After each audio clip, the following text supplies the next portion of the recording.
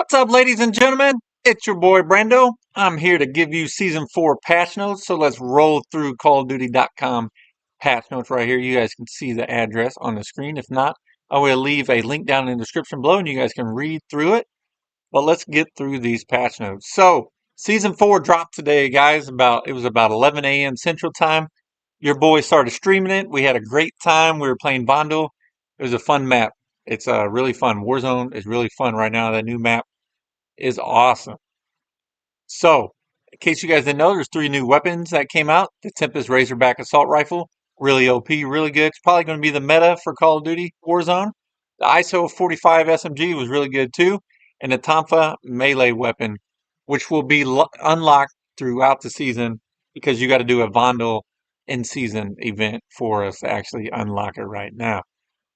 We also have the introduction of DMZ's new forward operating base, which is a FOB. It is a centralized hub for all communications and operator upgrades within DMZ. There was obviously stability increases, crash fixes across all platforms during these patch today with our Season 4 DLC. We got new operators. We got Nicto, and we got Anna Vega, and then we got Io, the Black Cell operator. Looks really good. It's $29.99. You got to pay cash for it. You can't use COD points, guys. You got to use real cash. I use money in my PayPal. Like I said, those are the pictures of the new weapons that came out. Looks like shotguns got some buffs because you got the lunge range decrease and gut butt damage decrease as well. Looks like they got some buffs. Let's see, weapon balancing. The Cronin Squall. Bullets to kill increased by 2. This is in Warzone only. Maximum damage increased, Warzone only. Minimum damage added. Semi-auto mode, bullets to kill increased by 1, so that kind of got a nerf. Shotguns, like I said before, minimum damage decrease, Warzone only. Head multiplier increase. All the multipliers all got increased, so those are definitely buffs in my opinion. If you think I'm wrong, leave a comment down below and let me know what I got wrong. Mid damage decrease for the KV broadside. The Lockwood 300, like I said, minimum damage decrease. These are Warzone changes only. Head multipliers increase, including all the upper torso, arm, and leg multipliers as well. The Finnick bullets to kill decreased by 1, so that got a slight buff in Warzone. FTAC Siege, the Akimbo FTAC Siege, which is new, unlocked through in-game challenge. 25 hip fire operator kills. With the FTAC Siege, you can get your Akimbo. Cast off 74U on the barrel. Added the cast off 74U progression. Replaces the 5.45 tracer at level 9. Players who progress beyond this level will have it retroactively granted to their account following the launch of Season 4. KV Broadside, 12 gauge Dragon's Breath. Close range damage increased slightly. So it got a buff just for close range damage. Some bug fixes. Fix an issue with the SZ Aggressor IR optic where its ADS penalty was higher than intended. Fix an issue with 12 gauge Dragon's Breath residual damage where it would be counted as a headshot for scoring. Fix an issue that caused death effects that intermittently occur on incorrect bodies. Another bug fix, they fixed numerous incorrect attachment unlock criteria. Fix an issue where the in-game challenge completed overlay for the KL40-M2 drill underbarrel attachment showed a placeholder name. So these are all minor bug fixes. You guys can read through that as I scroll through. The new event, which is Assault on Vondel, I slightly glazed over this as I started the video. There's different community challenges. All players must work together to gather medals throughout classic challenges, unlocking gameplay rewards such as the taxi boat and trams, reinforcement flares. There's mastery challenges as well. Individual challenges that are directly tied to a cosmetic reward while also contributing to the community challenge. The most efficient way to get all cosmetic rewards is to land on Bondo, but playing across the game is also supported. So you can play DMZ, you can play multiplayer as well, and it'll go towards this event. There's an overview of the battle pass. Obviously, you got to open up each tier, and you'll see each tier is pretty awesome. Get the Black Cell. I highly recommend it, guys. If you saw earlier today on Steam, within 2 hours, it was top 5 most downloaded DLC on Steam. just within 2 hours of its release. Black Cell was. Let's see. Gameplay movement, parachute, weapon quick raise is now always used when cutting your parachute or landing for improved responsiveness on landing. We've always been asking for that. Finally got it. Adjustments on perks. Bomb Squad now scales down explosive damage and caps the maximum damage you can receive unless the damage was a direct impact. Field upgrades. Bug fixes. Field upgrades now refund properly when shocked by a shock stick mid-deployment. Throwing stars kill now properly extend battle rage and dead silence. Audio adjustments added ability for war tracks to play in 30 positions from vehicles in the world rather than only the players riding in the vehicle. User interfaces changes, new features. Multiple attacker notifier. This is a quality of life change when a player is downed while simultaneously under fire from multiple enemy players. A text notifier will appear near their crosshairs indicating the total number of recent attackers. Different adjustments added a splash that calls out when a player is downed or killed by more than one attacker. Players can now view skins for locked operators. Uh, they also added the ability to select skins for tacticals and lethals. Check out the new Wampa grenade. So definitely check out skins for tacticals and lethals. It's basically like Call of Duty Mobile. Added the ability to remove all of your equipped attachments on your weapon by pressing and hold the right trigger or R2 in the gunsmith. I thought that was already there. I don't know who didn't have that feature, but okay. Improved clarity on which attachments have skins, are tunable, or are already pro-tuned. Added the Pro-Tune tag to the loadout preview widget for blueprint tuned weapons. Woo, that's a tongue twister. They added pros and cons for all attachments. Improved usability of loadout select. Perk packages now use a double stacked row. Additions and improvements to the HUD for the search and destroy and rescue modes. Added reticles and tracers to the loadout preview and gunfight. Added a point of interest label under the compass in gunfight. General visual improvements to the HUD in gunfight. And redesigned after action and scoreboards to accommodate 6 vs 6 and larger matches. Now global fixes. Fix an issue where exiting the tactical camera would sometimes leave a blurry screen. Fix an issue where the player would have their controls locked if they try to re-enter a recon drone as it dies while looking through a spider scope. Interesting. Fix an issue where the Wilson could be deployed on top of other vehicles. I don't know how that worked. Fix an issue where the player's field of view would remain zoomed in after leaving control of the gunship. Fix an issue that prevented bots from being able to revive down teammates. Fix an issue where weapon progress trackers could become misaligned with their weapons in the weapon challenges menu. They also fixed an issue where the Buy Battle Pass menu launched abruptly when accessed for the second time while on View Map in the Battle Pass tab. I haven't experienced any of these bugs. That's why I'm surprised while I'm reading them. Fix an issue where players could experience dropped frames when switching calling card tabs. Fix an issue where loot could be destroyed if a player died on top of an exploding vehicle. That's a good bug fix. Fix an issue where the player would exit the light helo but still remain inside of it. That's weird. Fix an issue that could cause players to end up in a broken state when performing a roof exit on a vehicle as it blew up. That's a weird bug. Fix an issue where vehicles don't collide with players reviving other players. Fix an issue where collision sounds on the armor of the armored pickup truck didn't play. And fix an issue causing a number of vehicle icons on Ground Wars TacMac Legend. Spec Op changes for co-op. Added display info when interacting with previously claimed intel fragments. The number of intel fragments remaining for you in this mission, the distance to the nearest unclaimed intel fragment. Now, bug fixes for Spec Ops. They fix an issue with timers conflicting with one another during the puzzle in the Autumngrad Raid Episode 1. Fix an issue where players could crash if they use the restart from checkpoint feature in the maze in the Autumngrad Raid Episode 1. Fix an issue where players could crash if they lingered at a puzzle for a long time in Autumngrad Raid Episode 1. Fix an issue where the oxygen tank would disappear while ledge hanging in the first raid. I'm tired of saying Autumngrad, sorry guys. Fix an issue where enemies would plant bombs in the wall in the fender in Hafid Port. Fix an issue where players that have not made a custom loadout will see overlapping default loadout user interface. You guys probably already know about the new maps that they added in multiplayer. Kunstner District, that's in 6 vs 6. You got Showdown, that's in 6 vs 6 as well. Mozzie Marsh, that's a battle map. Took that from Warzone. Same with Akdar Village, that's a battle map. Mercado is a gunfight map, along with Penthouse. Let's see, bug fixes. They fix various collision or geometry issue on multiplayer maps. Fix an issue on Joharo where the Overwatch helo would drop from the sky when leaving the map. Playlist issues. Added battle map search and destroy 12 versus 12.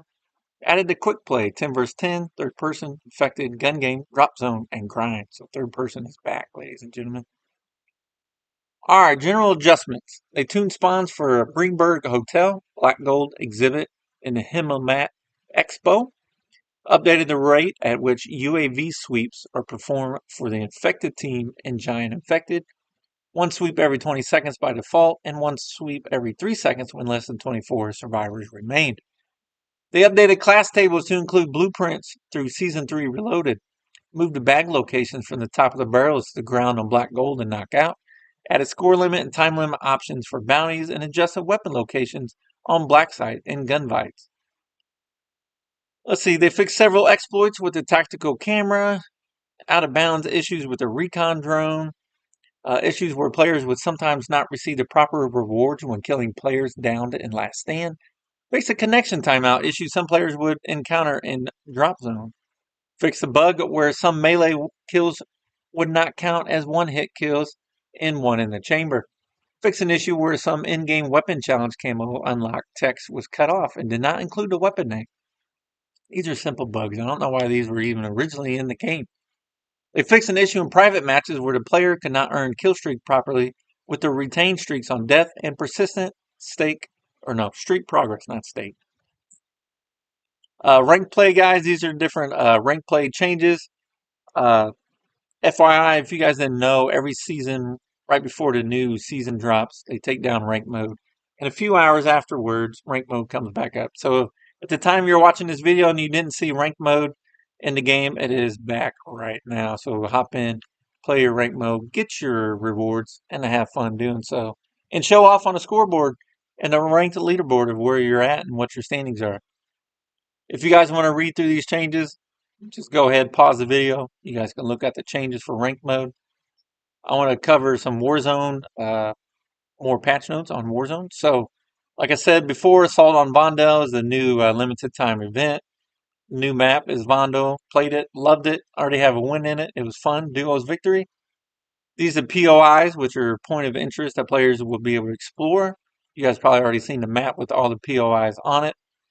The Sandstorm Al Mazrah is gone now. Different modes. One will be Lockdown. This will be a limited time mode, and this will come during in season. All right, adjustments for Warzone gameplay. So, if you guys didn't know, the base player health pool has been increased to 150 up from 100 HP. With full armor plates, the combined total will equal 300 health. Regen delay increased to 7 seconds, up from 5. And the above changes apply across all modes in Warzone, including ranked play, including DMZ as well. So we have more health in DMZ now. Armor plates quality of life. Players will automatically pick up 9 armor plates. Nobody asked for this. It's a great change, though. I am glad. Armor box quality of life. Players will now receive a fixed number of 6 armor plates from armor boxes regardless of how many you already have. So 6 is better than the 3 that we're already getting. Munitions box. Players will now receive a fixed stack of weapon ammo from munition boxes regardless of how much they already had. So you'll probably get a full stack as well.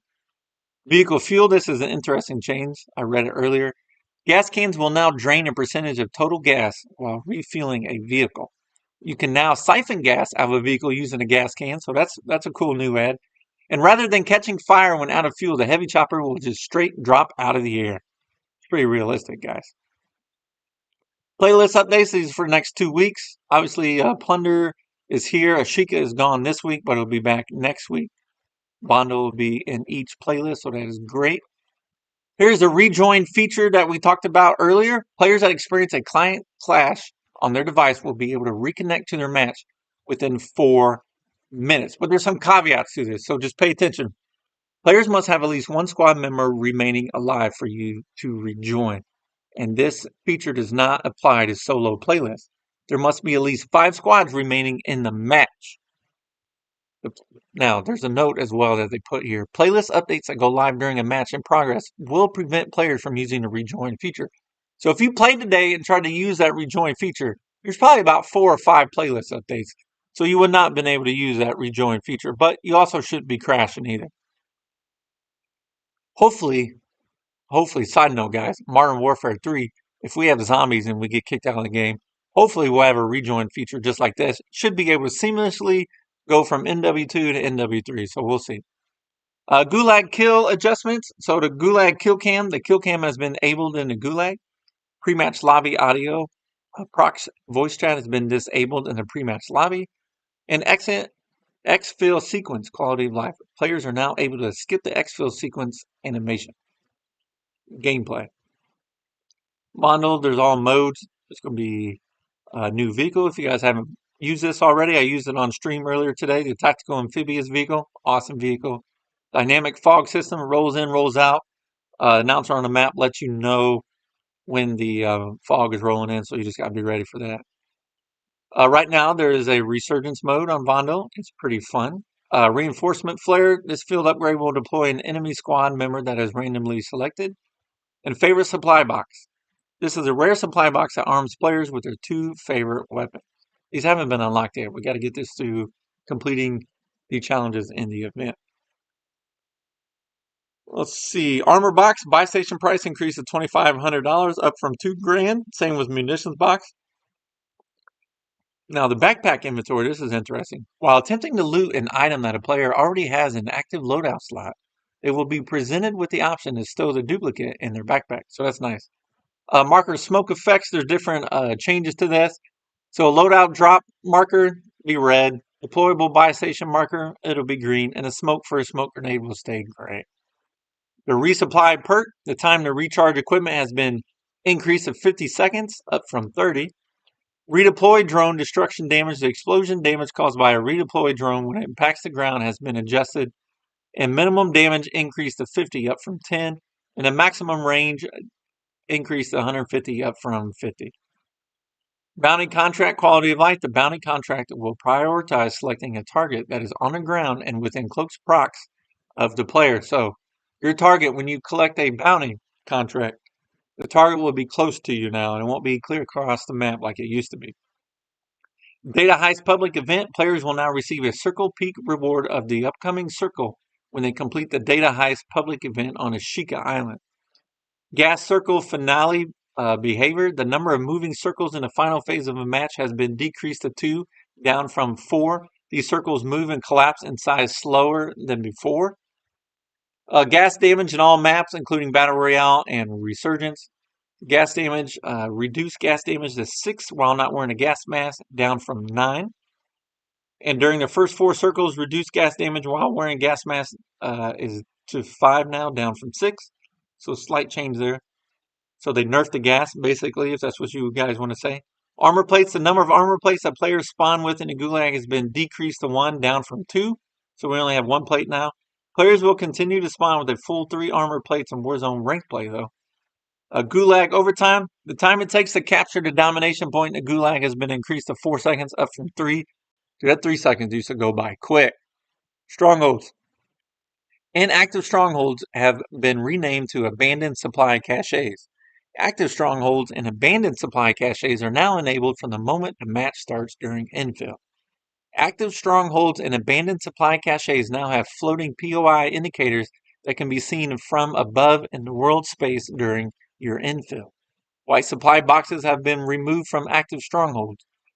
They are putting the focus of strongholds on the loadout acquisition and UAV benefits for owning the structure. Abandoned supply caches are intended to be fruitful loot locations worthy of a visit. Enemy NPC combatants have been removed from active strongholds. Players will now be prompted with the hold the line capture objective. The bomb defuse objective has been removed from active strongholds, and with strongholds activating at the start of each match, we are balancing the rewards to reflect the challenge. So completing an active stronghold will only reward the black site key upon first capture.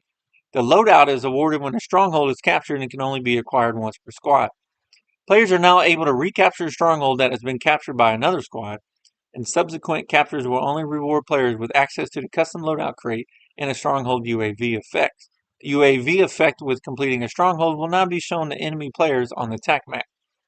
The mission tracker widget on the user interface while progressing through stronghold and black site's completion has been removed for a cleaner interface. Let's talk about black sites.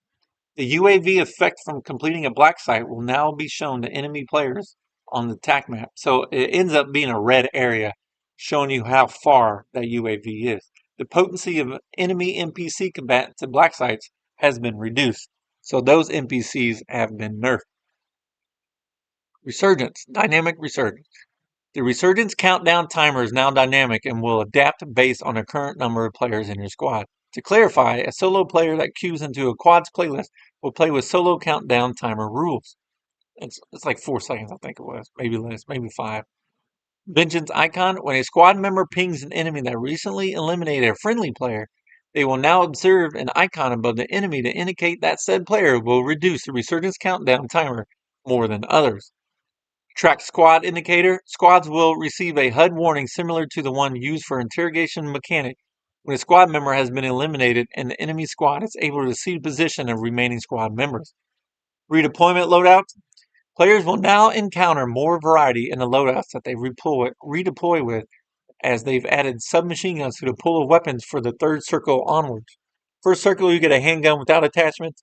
Second circle, you get a handgun with attachments. In the third circle and beyond, you'll either get an AR, a battle rifle, or SMG without attachments, and a handgun with attachments. Interrogation.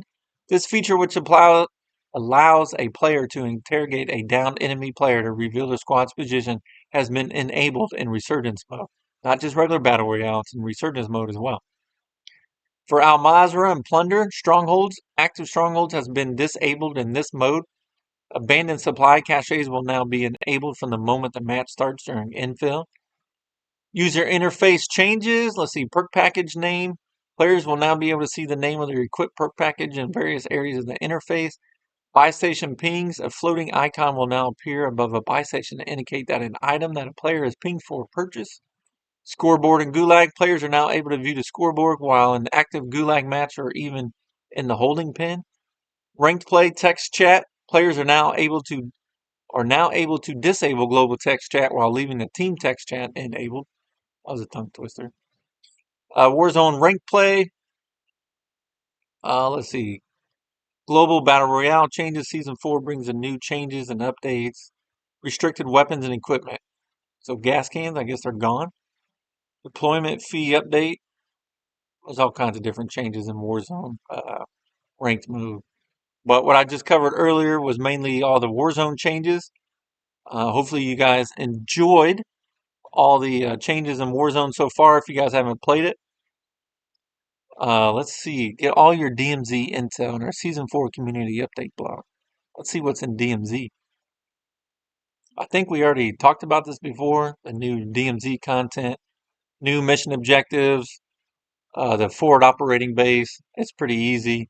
Here's the forward operating base. It's just how, if you click on like Stash Expansion 1, it'll tell you how to progress towards that, unlocking that longer. You just got to do more missions, basically, to get your upgrades. And your upgrades are stash. You get a wallet unlock. Wallet capacity increases as you go. Bounty boards. You get a personal exfil. Barter recipes. Buy station discounts. Communication station. You get urgent mission access. So there's all kinds of stuff right there. But yeah, guys, that's pretty much all I have for today's patch notes. Hopefully, you guys enjoyed the video. Please smash the like button. Please subscribe. Until next time, squids, I'll see you in the next video.